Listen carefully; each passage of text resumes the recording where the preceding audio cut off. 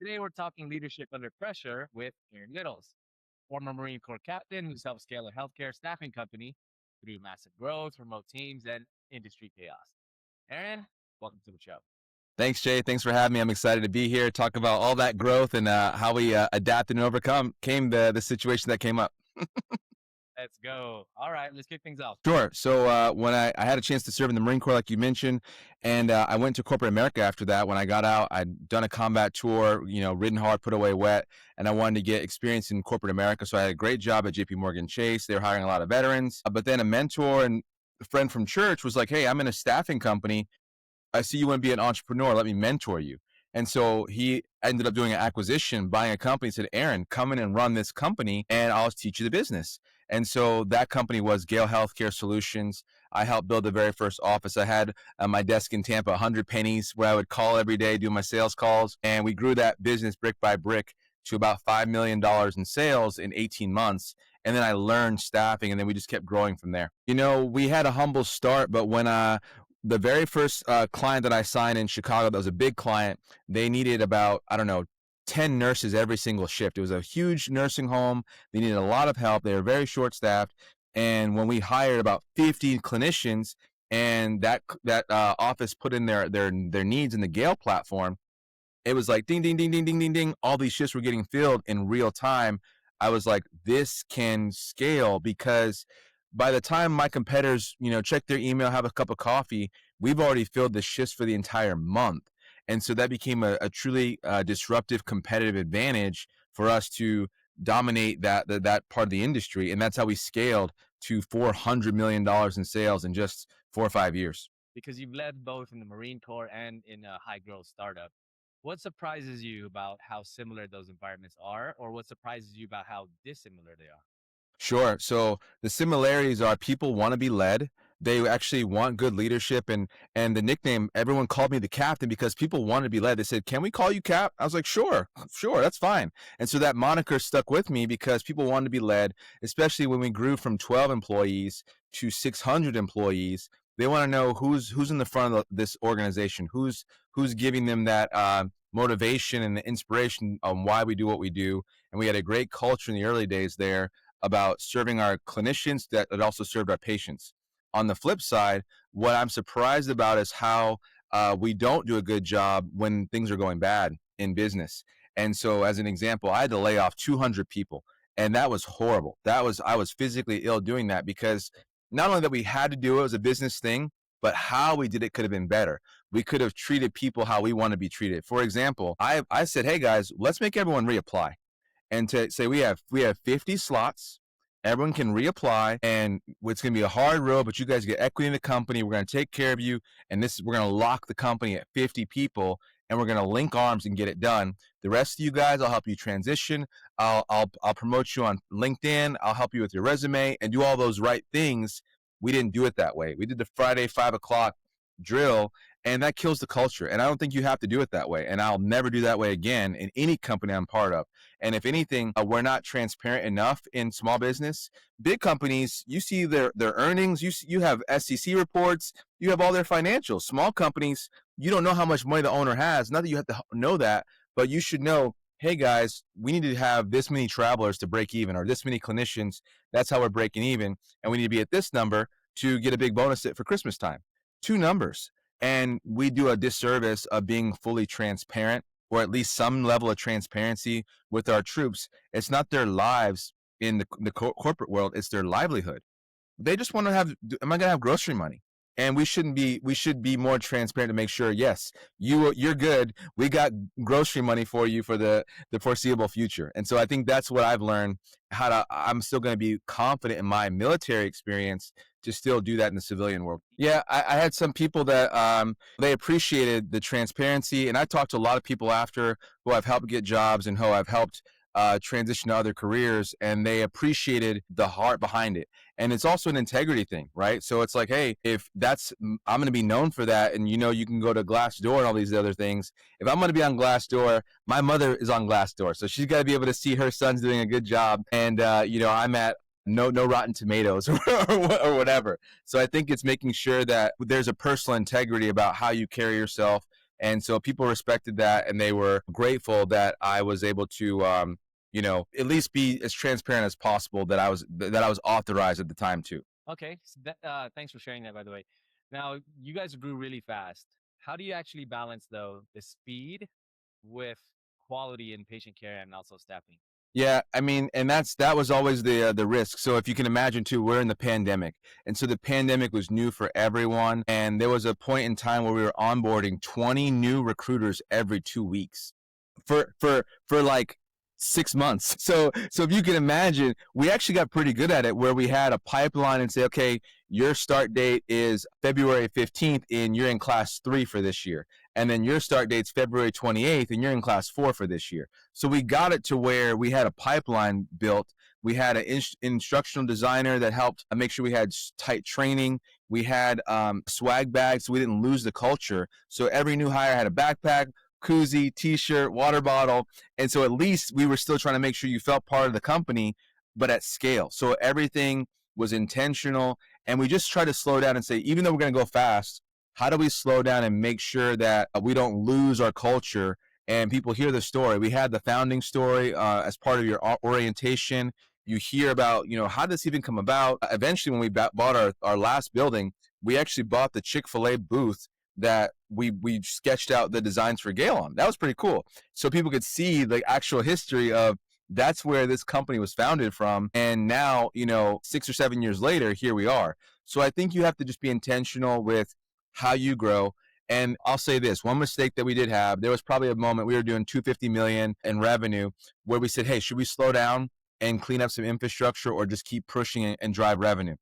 We chose to drive revenue, and that was a debatable decision, because now it's like, have I shored up my middle management? Have I invested in my leadership for the next level? Because some of those people got battlefield promotions where now I was an individual contributor. Now I'm leading a team of 12 people that's driving $10 million of revenue. Well, that person's not fully trained yet on how to do all those things with excellence. So there was a couple of moments where we could have had a planned plateau to just double down on infrastructure with an infrastructure plan, and then say, okay, now we're going to intentionally push the envelope again and scale for the next 2-3 quarters. So in hindsight, that's one I would want to have back, just to say, let's make sure it, because then that helps you in the long term to make sure that foundation is secure, so that you can be one of those companies that last for 50 or 60 years. The margin compression you said, we had a couple different scenarios, and our biggest competitors were in the 1099 space.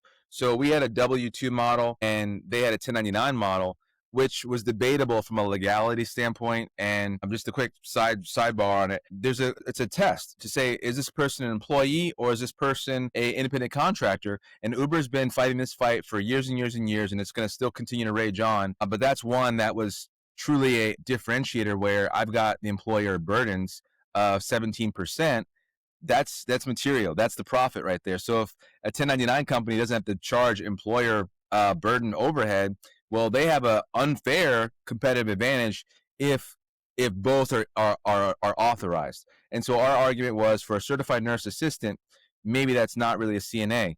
You can look back on it, and the landscape and the administrations change, where sometimes that's more favorable. So that was the number one margin compression issue. Otherwise, we were okay with a little bit lower margin because we had the app technology to be high volume. So we made up for it, saying, hey, I'm okay making $5 an hour, but I'm going to do it with 1,000 workers a day. How do we get to 2,000? And so we were Walmart. We're saying, hey, we don't need to make as much per hour, but we want to just use the platform technology to get the volume. So that was another way to combat the margin piece. And, if anything, we could have also looked at different verticals within the healthcare space that had better margins to offset, because we were already in the entry level skill point of certified nurse assistants, which is already on the lowest bill rate you can even get. And so we never really looked for another vertical like, RNs or nurse practitioners or physician's assistants that had much higher margins that we could, help offset some of that margin stuff. Yeah. So we talked a little bit about consultative selling and how you're acquiring more clients. Why is Yeah. consultative? In the, sorry. Yeah, in the early days, we didn't have a name, so it was truly, grinding it out one by one, the individual customers, old school cold calls. But over time, as we built reputation, both in our small pockets and at the enterprise level, then we were able to come up with a combined strategy of enterprise sales and the cold call strategy. We did trade shows and conferences; those are very very expensive. So I'm not saying you have to start there, but I think if you're going to cold call, if I had to do it over again, I would have really pushed to do more enterprise sales cold calls in parallel, even when we were small, just because you never know. Can we get lucky? Can we get in there and say, hey, let us do a good job in a small bucket of nursing homes, and then we can earn our way into a nationwide contract. So at least have the conversation going earlier. I wish I would have networked more of who you want to see as your ideal clients, and not be afraid to shoot your shot, because at some point you're saying, hey, I think we're going to be able to service you across the whole East Coast, even though we're only in Tampa, Florida, but give me some time. And then they at least you plant a seed, and so over time now you can go back to them and say, hey, look, I did a good job here in Tampa. What else can you give me from a new business perspective? So I think it's not being afraid to do enterprise sales earlier on in your journey as a crucial thing, because you never know. You may actually get lucky that you may hear good feedback on why you can't get the business, or you might be told, hey, in order to be an enterprise level vendor for us, you've got to do X, Y, and Z. Write those things down, then go do them, then call back and say, hey, I did XYZ. Am I an approved nationwide vendor now? Or, and so those are the things that if you be proactive with it, you have nothing to lose, in my opinion. You've got nothing to lose with the conversation. You make a relationship. So I'm encouraging a lot of my clients on my consulting side, shoot your shot. Go figure out who those top 10 clients are, and go call every single CEO and figure out what does it take to get a meeting, or who do you know that can get you a warm relationship meeting with those people, and truly leverage the relationship. So I think it's still, don't be afraid of the old school. Don't be afraid of the grind. But if you're going to grind, I'd rather now spend my time cold calling CEOs, saying, here's what I'm going to do, and here's why you should take my call, because now I have a track record of building and scaling companies that help organizations like yours be fully staffed. Right. I've been blessed with a lot of opportunity, because when I was at Gale, we were in a garage that was next to a pet cremation studio doing 1.5 million in sales, right? And the pet cremation thing broke and it smelled horrible for a week. We had to go work at Starbucks. So I've been on that level. I've been on the bottom level. I've started numerous companies from zero. And I was in the room where we're talking about saying, well, should we go to market raising 100 million and get a $1.1 billion valuation, or should we just exit for $750 million cash, right? So I've got a gambit of who I help. I think I'm doing a couple different things now. For some of the startups, they can't afford a fractional executive. They can't afford a retained advisor. So I have group coaching that we offer that's like very affordable. I do a lot of free content on my YouTube, LinkedIn, and so people can follow me in these podcasts. I think they add value. But then I also love working with those, $5 million to $10 million companies that want to scale. And that's the whole question. How big do you want to get? If you want to be 10 million and not work more than 40 hours a week, that's a good life. I'd buy 2 of those companies tomorrow. But some people say, hey, I've plateaued and I want to go to the next level. Those are the companies I want to talk to, because I'm the gasoline on a fire. So if you say, hey, I've been flat for 2 years, pandemic's over, and I want to make that next leap, that's the companies I want to talk to. And you have to have some resources to be able to make an investment, if it's in sales, recruitment for the staffing industry, technology if that's necessary, or what else is needed to tell that story to go from 10 million to 25 million. Those are the kind of companies that I really want to be a part of. I don't mind the big companies, but sometimes you can't move as fast. You can't, there's too much bureaucracy just to get a deal done. I don't mind talking to them, but I'm usually an advisor on those bigger level deals, and they fly me in for a weekend or a 4-hour Zoom session, things like that. But I love helping startups. I love helping companies that are trying to see, hey, is this a good idea? I always do a free initial call, and then I always say, hey, either do my group coaching, or we can do an engagement as an advisor, and everything's custom. So I look at everyone's situation and say, hey, what makes sense, and where do I see it going?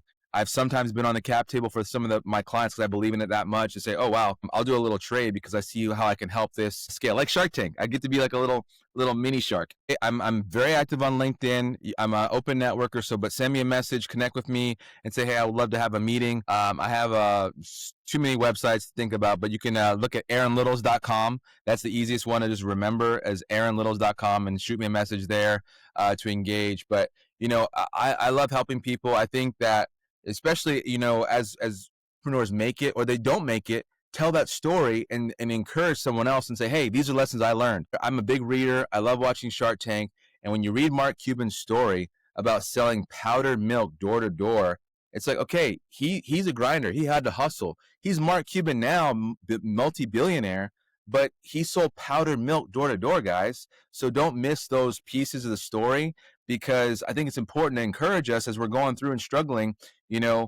My net worth has fluctuated with some of these deals, but you have to see both sides. Don't just see the Instagram pretty version.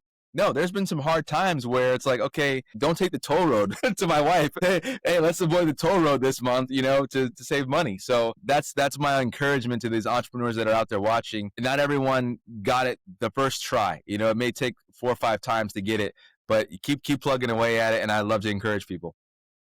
Aaron, I love that message. That's a strong message to end off here. Thanks, Jay. Thanks.